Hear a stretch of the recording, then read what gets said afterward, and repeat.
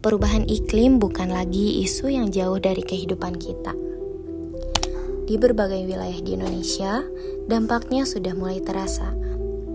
Banjir lebih sering terjadi, kebakaran hutan meluas, musim hujan dan kemarau tidak menentu, hingga suhu yang makin ekstrim. Perubahan ini tidak hanya memengaruhi lingkungan, tetapi juga kehidupan manusia secara langsung. Ini bukan soal masa depan, ini adalah persoalan hari ini. Di kota-kota besar, aktivitas manusia berlangsung tanpa henti. Jalanan dipenuhi kendaraan bermotor yang setiap harinya menghasilkan emisi gas rumah kaca. Asap dari knalpot dan pabrik menyumbang polusi udara sekaligus mempercepat pemanasan global. Polusi ini berdampak pada kesehatan, terutama bagi anak-anak dan lansia, serta memperparah kondisi atmosfer yang sudah tidak stabil. Tanpa perubahan, kota akan semakin tidak nyaman untuk dihuni. Sungai yang seharusnya menjadi sumber kehidupan, kini sering berubah fungsi menjadi tempat pembuangan sampah.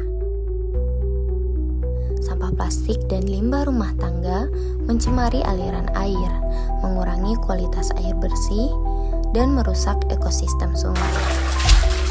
Nama saya Miraten. Sumber air itu kadang-kadang beli, kadang-kadang itu di luang pilih yang air bersih gitu loh Pak. Ya sebenarnya ya berat, tapi gimana lagi tuh Pak. Nama saya Mamas. Kita pompa itu harus perlu diistirahatkan dulu, nanti 5 menit atau setengah jam itu baru ada lagi. Karena kan kita pakainya pompa ya, manual itu. Ketika sungai tercemar, bukan hanya ikan yang mati, masyarakat sekitar pun kehilangan akses terhadap air bersih dan beresiko terkena penyakit. Masalah ini menjadi lebih serius ketika musim kemarau datang dan ketersediaan air semakin terbatas. Hutan memiliki peran penting sebagai penyerap karbon dioksida dan penyeimbang iklim. Namun di Indonesia, deforestasi terus terjadi akibat pembukaan lahan, pertambangan, dan pembalakan liar. Setiap hektar hutan yang hilang berarti hilangnya kemampuan alam untuk menyerap emisi dan menjaga suhu bumi tetap stabil. Selain itu, hilangnya hutan meningkatkan risiko bencana alam seperti banjir, tanah longsor, dan kebakaran lahan. Perubahan iklim juga berdampak pada sektor pertanian. Petani kini menghadapi ketidakpastian musim hujan yang datang lebih awal atau lebih lambat dari biasanya. Kekeringan berkepanjangan serta banjir yang tiba-tiba. Ketidakpastian ini menyebabkan banyak lahan menjadi tidak produktif dan hasil panen menurun drastis. Dampaknya tidak hanya dirasakan petani, tetapi juga seluruh masyarakat karena harga pangan bisa naik dan pasokan terganggu. Perubahan iklim menyebabkan cuaca menjadi lebih ekstrim dan sulit diprediksi.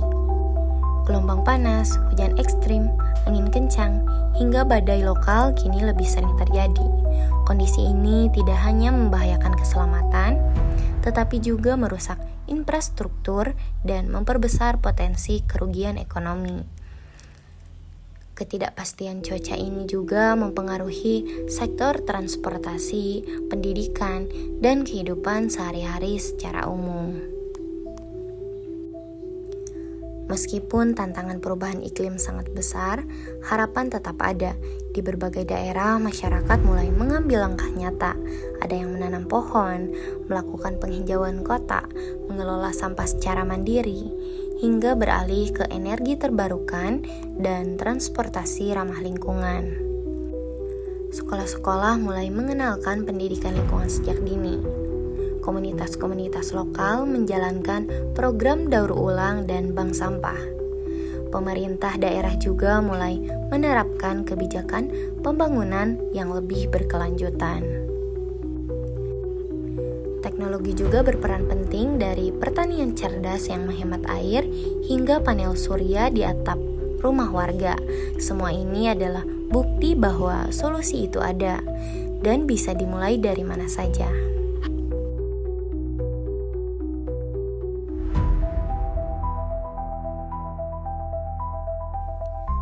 Perubahan yang besar selalu dimulai dari tindakan-tindakan kecil.